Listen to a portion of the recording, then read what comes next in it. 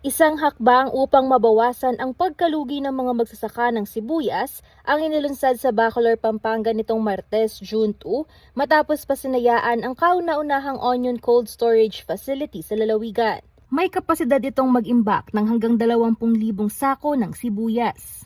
Layunin ng bagong pasilidad na mapanatili ang kalidad ng ani habang binabawasan ng post-harvest losses. Sa pamamagitan ng cold storage, mas mabibigyan umano ng pagkakataon ng mga magsasaka na hindi agad ipagbili ang kanilang ani at maghintay ng mas magandang presyo sa merkado.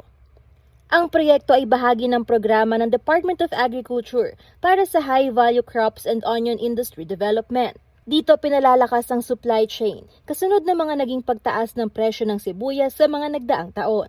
Ayon sa mga kinauukulan, karaniwang 1 beses lamang sa isang taon ang anihan ng sibuyas at maaaring itong itago ng hanggang 6 na buwan kung nasa maayos na kondisyon, kaya mahalaga raw ang ganitong pasilidad sa pagpapanatili ng supply.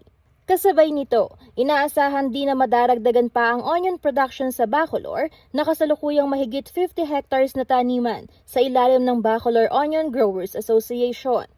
Bukod sa pasilidad, siniguro rin ang karagdagang suporta tulad ng mas maayos na transportasyon at distribusyon upang mapabilis ang pagdala ng ani sa mga pamilihan. Kasama si Raymond Tasoy, Angelica Cara, CLTV 36 News.